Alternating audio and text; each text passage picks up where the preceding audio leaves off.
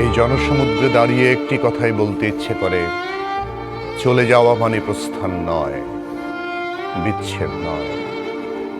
চলে যাওয়া মানে নয় বন্ধন ছিন্ন করা, আর্দ্র রজনী।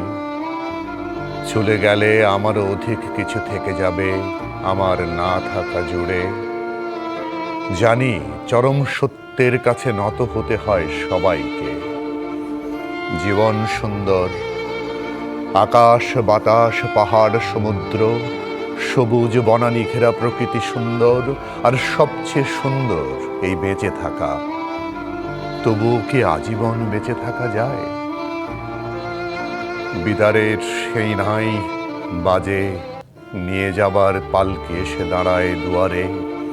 সুন্দর পৃথিবী ছেড়ে এই যে বেঁচে ছিলাম, দীর্ঘশ্বাস নিয়ে যেতে হয় সবাইকে অজানা গন্তব্যে। হঠাৎ ডেকে ওঠে নাম না জানা পাখি, অজান্তেই চমকে উঠি, জীবন ফুরালো নাকি? এমনি করে সবাই যাবে, সবাইকে যেতে হবে। তারপরও বলতে হবে, চলে যাওয়া মানে প্রস্থান নয়, বিচ্ছেদ নয়। চলে যাওয়া মানে নয় বন্ধন ছিন্ন করা। বেগম খালেদা জিয়ার আজকের এই চলে যাওয়া কোনোভাবেই বন্ধন ছিন্ন করা নয়। দেশের মানুষ, দেশের আপামর জনতা তাকে মনে রাখবেন আজীবন, আজন্ম, তার আপসহীনতার জন্যে। বাংলাদেশের প্রথম নারী প্রধানমন্ত্রী, তার জীবন অবসান ঘটেছে গতকাল। তাকে শ্রদ্ধা জানাতে লাখো জনতার এই জনসমুদ্র।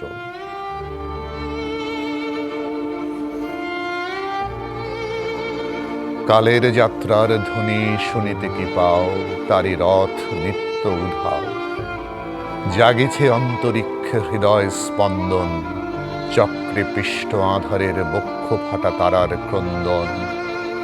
ওগো বন্ধু, সেই ধাবমান কাল জড়ায়ে ধরিল মোরে, ফেলি তার জল তুলে নিল দ্রুত রথে। দুঃসাহসী ভ্রমণের পথে তোমা হতে বহু দূরে। মনে হয় অজস্র মৃত্যুরে পার হয়ে আসিলাম, আজই নবপ্রভাতের শিখর চূড়ায়। হে বন্ধু, বিদায়।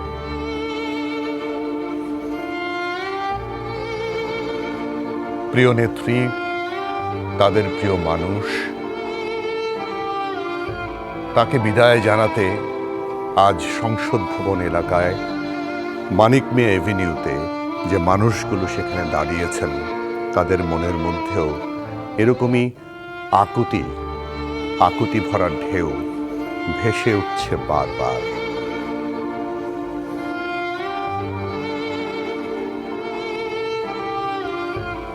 কিছুক্ষণের মধ্যেই বেগম খালেদা জিয়ার নামাজে জানাজা অনুষ্ঠিত হবে। কিছুক্ষণ আগে আপনাদেরকে দেখালাম তাকে বহনকারী গাড়ি বহর, তার মরদেহ বহনকারী গাড়ি বহর মঞ্চের দিকে যাচ্ছে। তার কিছুক্ষণ আগেই প্রধান উপদেষ্টা ডক্টর মোহাম্মদ ইউনূস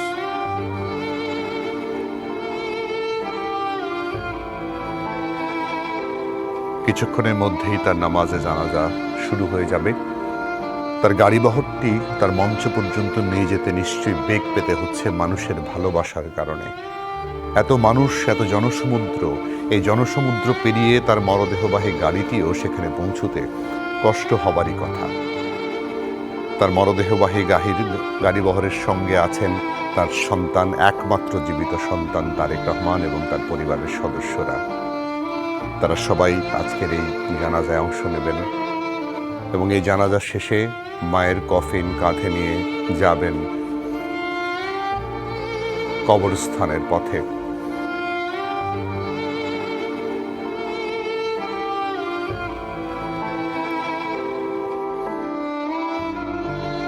দেশের জনগণের সাথে থেকেছে, আর এই জন্য সহ্য করেছেন সীমাহীন নিপীড়ন, নির্যাতন, অত্যাচার।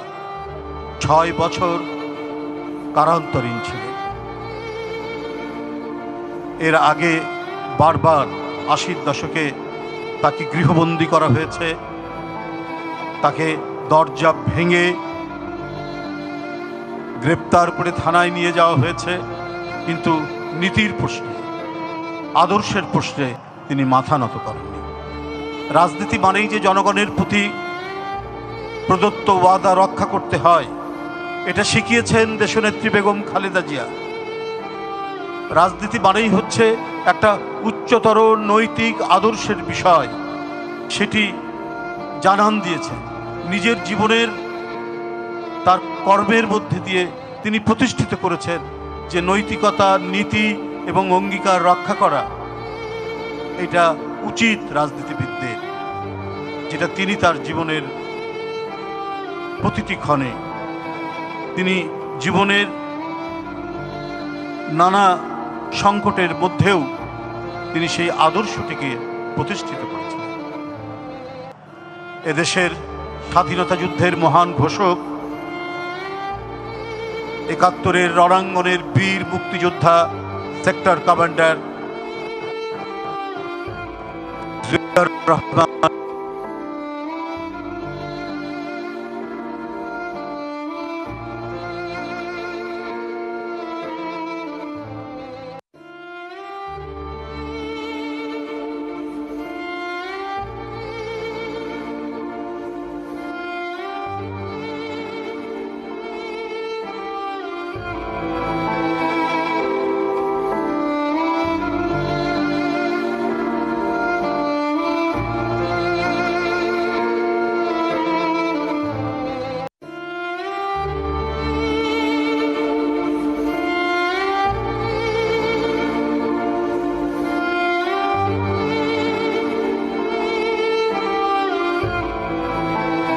তার সহধর্মিণী দেশনেত্রী বেগম খালেদা জিয়া গণতন্ত্রকে সমুন্নত রাখা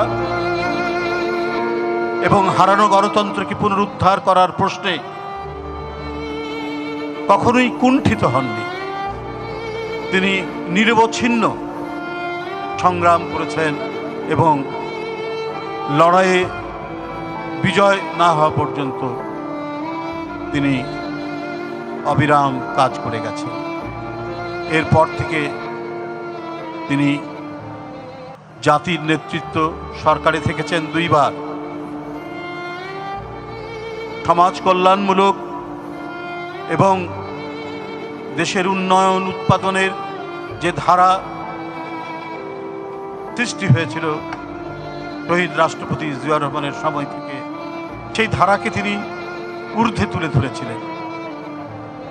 কি শিক্ষার ক্ষেত্রে, কি কৃষির ক্ষেত্রে, কি শিল্পের ক্ষেত্রে, কি বৈদেশিক নীতিতে, প্রত্যেকটি জায়গায় শহীদ জিয়ার যে অবদানের যে পথরেখা, সেই পথরেখা ধরেই এগিয়েছিলেন দেশনেত্রী বেগম খালেদা জিয়া। পররাষ্ট্রনীতির ক্ষেত্রে সার্ক, কৃষি উৎপাদনের ক্ষেত্রে প্রায় ১৬০০ কিলোমিটার খাল খনন,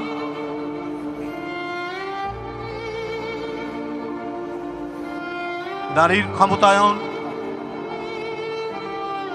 ইত্যাদি নানাবিধ কর্মকাণ্ড, উন্নয়ন উৎপাদনের কর্মকাণ্ডকে দেশনেত্রী বেগম খালেদা জিয়া প্রধানমন্ত্রী থাকাকালীন তিনি সেটিকে আরও অগ্রগামী করেছেন। তিনি এদেশের উন্নয়ন উৎপাদনের তিনি ছিলেন অগ্রসৈনিক।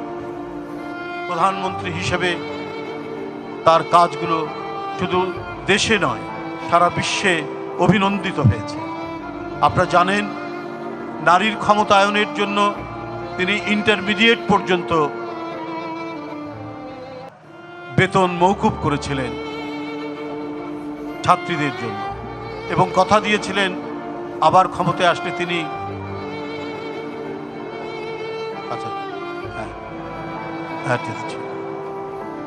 তিনি ডিগ্রি পর্যন্ত বেতন মাফ করে দেবেন। আমাদের সেই বিশাল বটবৃক্ষ, আমাদের সেই বিস্তৃত মেঘের ছায়া, সুখে দুঃখে তিনি সবসময় জনগণের সাথে থেকেছেন।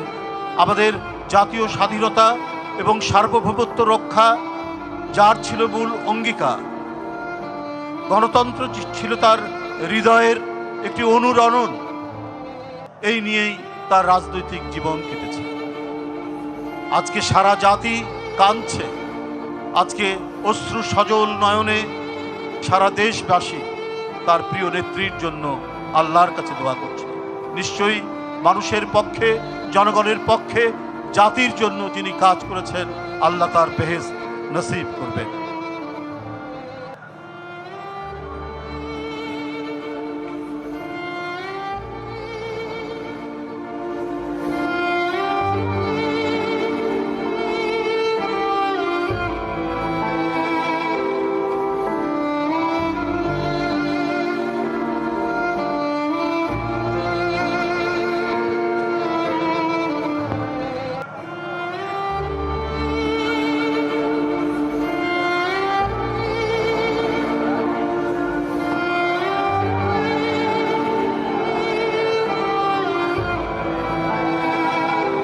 শেষ পর্যায়ে একদম সবাই প্রস্তুতি নিচ্ছে, কাতারবন্দি হয়ে দাঁড়িয়ে গেছেন এবং কিছুক্ষণের মধ্যেই জানাজা শুরু হবে।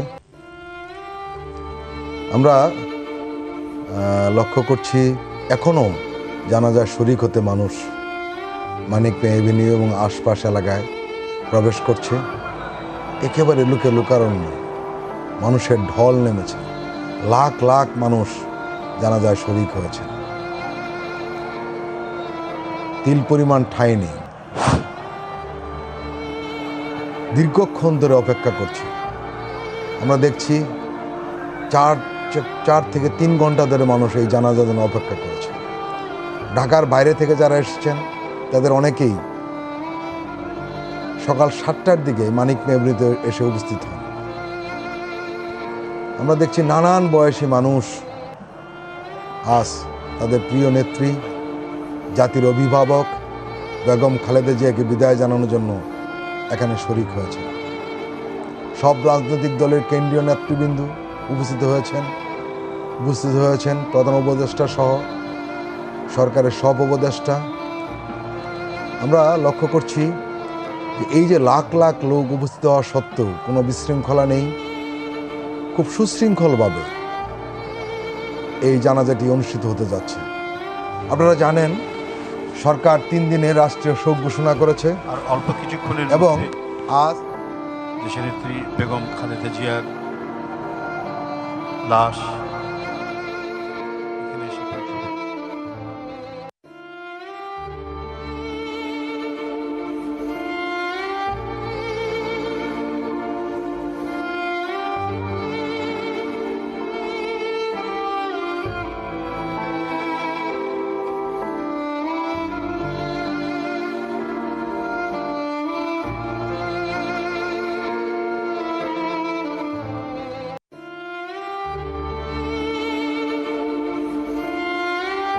আর অল্প কিছুক্ষণের মধ্যেই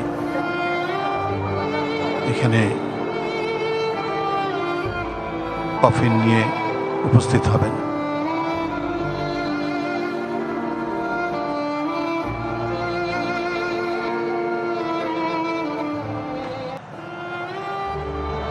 সম্মানিত সুধীবৃন্দ এবং উপস্থিত জানাজায় অংশগ্রহণকারী এদেশের জনগণ, অত্যন্ত দুঃখ এবং ভারাক্রান্ত মনে আপনাদের সামনে আমরা আর কিছুক্ষণের মধ্যেই দেশনেত্রী বেগম খালেদা জিয়ার কফিনের গাড়ি এখানে উপস্থিত হবে। আপনারা আর একটু ধৈর্য ধরবেন।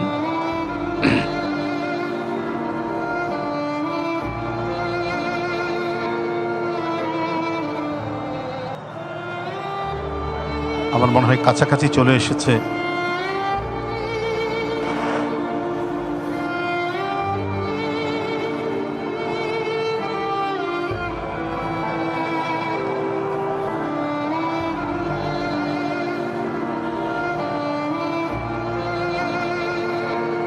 এদেশের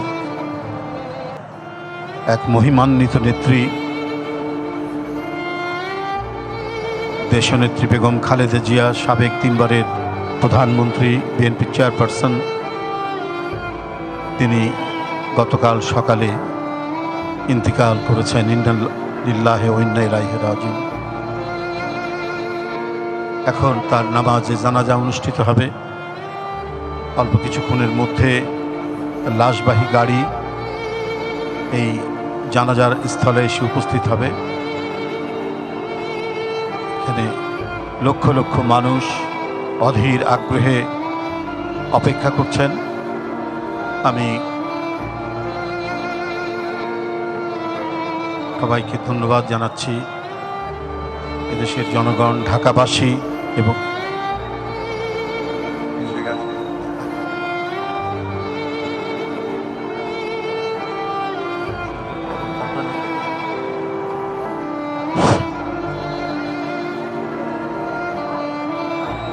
সম্ভবত বিএনপির ভারপ্রাপ্ত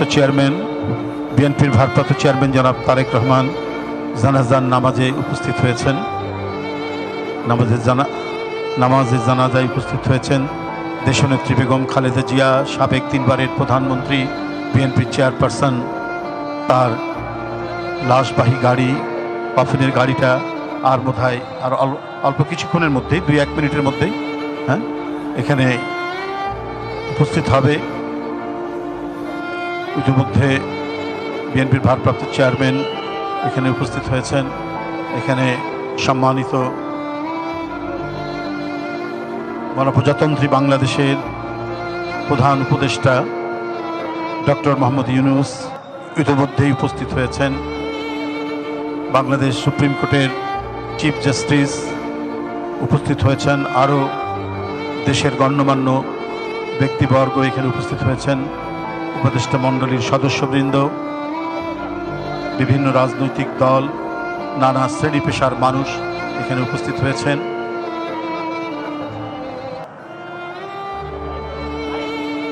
কফিন আর কিছুক্ষণের মধ্যেই কফিন চলে এসেছে। এখন কফিন স্টেজে নিয়ে আসছেন। কফিনের জন্য তৈরি করা এই মঞ্চে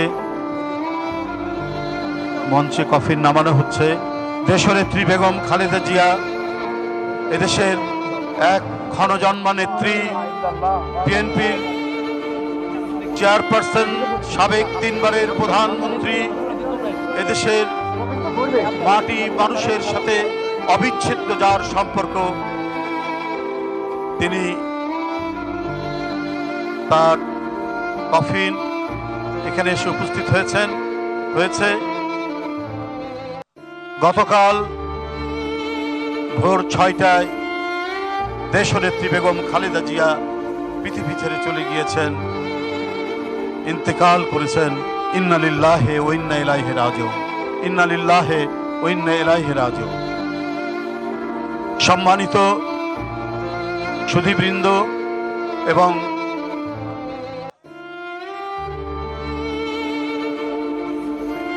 এদেশের সাধারণ মানুষ যারা এখানে উপস্থিত হয়েছেন, আর আমাদের এই মুহূর্তেই আমাদের জানাজা শুরু হবে। আমরা নামাজে জানাজার জন্য দেশনেত্রী বেগম খালেদা জিয়ার নামাজে জানাজার জন্য এখন খুব সংক্ষিপ্ত তার কর্মময় জীবনের উপর খুব সংক্ষিপ্ত বক্তব্য রেখে অনুষ্ঠানটি পরিচালনা করবেন বিএনপির জাতীয় স্থায়ী কমিটির সদস্য, সাবেক রাষ্ট্রদূত জনাব নজরুল ইসলাম খান।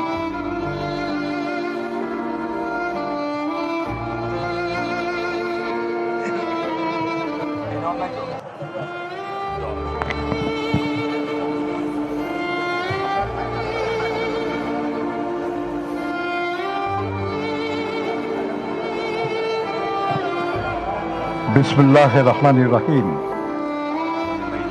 গণতন্ত্রের মাতা ও আপসীন দেশনেত্রী বেগম খালেদা জিয়া গতকাল 30 ডিসেম্বর 2025 ভোর 6টায় ইন্তেকাল করেছেন। ইন্না লিল্লাহি ওয়া ইন্না ইলাইহি রাজিউন। আমরা তাঁর আত্মার মাগফিরাত কামনা করছি এবং পরম করুণাময় আল্লাহ তাআলার দরবারে প্রার্থনা করছি তিনি যেন আমাদের সকলের পরম শ্রদ্ধেয় নেত্রীকে জান্নাতুল ফেরদৌস নসিব করেন। ওনার মৃত্যু সংবাদ মুহূর্তের ভিতর ছড়িয়ে পড়লে দেশ বিদেশে সকল বাংলাদেশি মানুষ শোকে বিহ্বল হয়ে পড়ে এবং মূল ধারা থেকে সোশ্যাল মিডিয়া পরিপূর্ণ হয়ে ওঠে তাদের দোয়া ও প্রার্থনায়। অন্যদিকে পুরো বিশ্বের রাজনৈতিক পরিমণ্ডল থেকে আসতে শুরু করে আন্তরিক শোক বার্তা। দেশনেত্রী বেগম খালেদা জিয়া জন্মগ্রহণ করেন 1945 সালে। শৈশব থেকেই তিনি পরিচ্ছন্ন এবং পরিপাটি থাকতে পছন্দ করতেন। ফুলের প্রতি ছিল তার গভীর অনুরাগ। পরবর্তী জীবনেও তিনি অভ্যাস বজায় রেখেছিলেন তার ব্যক্তিগত এবং রাজনৈতিক চর্চায়। তাই তার রাজনীতিও ছিল নিজের মতোই সৌন্দর্যমণ্ডিত।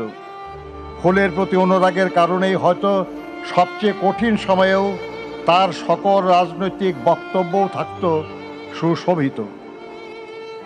1960 সালের 5 আগস্ট তৎকালীন সেনাবাহিনীর চৌকস কর্মকর্তা ক্যাপ্টেন জিয়াউর রহমানের সাথে তিনি বিবাহ বন্ধনে আবদ্ধ হন। তাঁদের 2 পুত্রের মাঝে জ্যেষ্ঠ পুত্র তারেক রহমান বর্তমানে বাংলাদেশ জাতীয়তাবাদী দলের ভারপ্রাপ্ত চেয়ারম্যান এবং কনিষ্ঠ পুত্র আরাফাত রহমান কোকো স্বৈরাচারী আওয়ামী লীগ সরকারের রাজনৈতিক প্রতিহিংসার শিকার হয়ে মালয়েশিয়ায় অবস্থানকালে প্রকৃতপক্ষে বিনা চিকিৎসায় 2015 সালের 24শে জানুয়ারি মাত্র 45 বছর বয়সে ইন্তেকাল করেন। তার লাশ যখন ঢাকায় আসে তখন তার মা দেশনেত্রী বেগম খালেদা জিয়াও ছিলেন তার গুলশান অফিসে সেই একই সরকারের প্রতিহিংসার শিকার হয়ে অন্তরীণ। দেশনেত্রী বেগম খালেদা জিয়ার রাজনীতিতে আগমন ছিল আকস্মিক, কিন্তু দেশের প্রয়োজনে তা ছিল অনিবার্য। 1981 সালের 30শে মে কতিপয় বিপদগামী সেনা কর্মকর্তার হাতে রাষ্ট্রপতি জিয়াউর রহমান বীর উত্তম শাহাদত বরণ করার পর দলীয় সরকারের ভিতরেই ষড়যন্ত্রকারীরা তৎপর হয়ে ওঠে। সাংগঠনিকভাবে বিএনপি এবং সরকার দুর্বল হয়ে পড়ে। সেই সময় দল এবং দলীয় নেতাদের মনোবল অটুট রাখার লক্ষ্যে 1982 সালের 3 জানুয়ারি দেশনেত্রী বেগম খালেদা জিয়া বিএনপির সদস্যপদ গ্রহণ করেন। শুরু হয় তার রাজনৈতিক জীবনের ক্লান্তিহীন পথ চলা। ক্রমশ দলের প্রতিষ্ঠাতা স্ত্রী হয়েও দলের গঠনতন্ত্র সমুন্নত রেখেও তিনি দলের ভাইস চেয়ারপারসন, ভারপ্রাপ্ত চেয়ারপারসন, তারপর দলীয় কাউন্সিলে নির্বাচিত চেয়ারপারসনের দায়িত্ব গ্রহণ করেন। তার 43 বছরের রাজনৈতিক জীবনের 41 বছরই তিনি দেশের অন্যতম প্রধান রাজনৈতিক দল বিএনপির শীর্ষ নেতা হিসাবে নেতৃত্ব দিয়েছেন, দলকে সুসংহত করেছেন, শক্তিশালী করেছেন। দীর্ঘ 9 বছর স্বৈরাচারী এরশাদের বিরুদ্ধে অবিরাম লড়াই করে 1991 সালে অবাধ সুষ্ঠু নির্বাচনের মাধ্যমে বিএনপিকে পুনরায় রাষ্ট্র ক্ষমতায় অধিষ্ঠিত করেন তিনি। জাতির কাছে তিনি পান আপোষহীন দেশনেত্রীর মর্যাদা। দেশ ও দেশের মানুষের স্বার্থ রক্ষায় চির আপোষহীন দেশনেত্রী দেশ বিদেশের কোনো অপশক্তির সামনে কখনো মাথা নত করেননি। কোনো প্রলোভন, কোনো ষড়যন্ত্র বা হুমকি তাকে তার জীবনের শেষ দিন অবধি আপোষের পথ বেছে নিতে বাধ্য করতে পারেনি। তিনি বরাবর থেকে গেছেন দেশের মানুষের পাশে।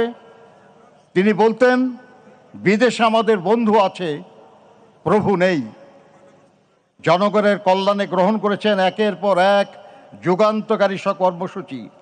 উন্নয়ন ও সমৃদ্ধি অর্জনে তার সাফল্য বাংলাদেশকে বিশ্ব চিনেছিল ইমার্জিং টাইগার হিসাবে।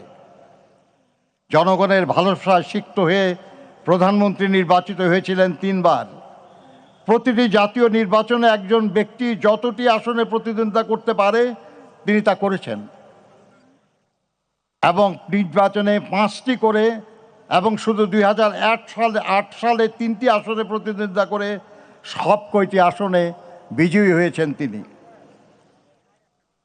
জনগণের প্রকৃত সমর্থনে এবং বিপুল ব্যবধানে নির্বাচনে পরাজয়ের গ্লানি তাকে স্পর্শ করতে ব্যর্থ হয়েছে বারবার। জনপ্রিয়তার এমন দৃষ্টান্ত শুধু বাংলাদেশে নয়, বিশ্বে বিরল। তিনি ছিলেন বাংলাদেশের প্রথম এবং মুসলিম বিশ্বে দ্বিতীয় নারী প্রধানমন্ত্রী। গণতন্ত্রকে ভালোবেসে তিনি গণতন্ত্র পুনঃপ্রতিষ্ঠার জন্য লড়াই করেছেন এবং দায়িত্ব পেয়ে গণতন্ত্রকে কার্যকর করার উদ্যোগ নিয়েছেন বলেই দেশ বিদেশের গণতন্ত্রকামী মানুষ তাকে গণতন্ত্রের মাতা বলে সম্মানিত করেছে। উন্নয়ন ও সমৃদ্ধির লক্ষ্যে গৃহীত তার কর্মসূচি ছিল অসংখ্য। নারী শিক্ষার প্রসারে উপবৃত্তি প্রথা ও শিক্ষার জন্য খাদ্য কর্মসূচি, মুক্তিযোদ্ধা ও প্রবাসীদের কল্যাণের জন্য পৃথক মন্ত্রণালয় প্রতিষ্ঠা ছিল তার মাঝে অন্যতম। দেশনেত্রীর ব্যক্তিগত জনপ্রিয়তা, সাংগঠনিক সক্ষমতা এবং দেশের স্বার্থে অনমনীয়তা তার রাজনৈতিক প্রতিপক্ষ রাজনৈতিকভাবে মোকাবেলা করতে ব্যর্থ হয়ে তাকে ব্যক্তি শত্রু হিসাবে গণ্য করা শুরু করে।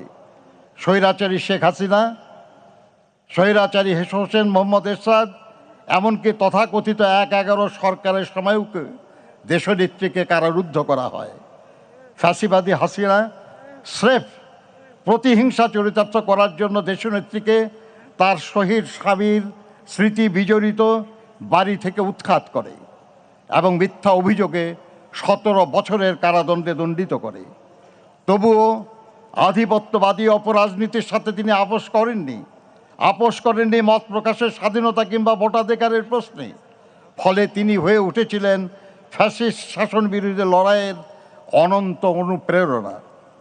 আজ দেশনেত্রী সব অভিযোগ থেকে মুক্ত হয়ে লক্ষ কোটি মানুষের শ্রদ্ধা ও ভালোবাসায় সিক্ত হয়ে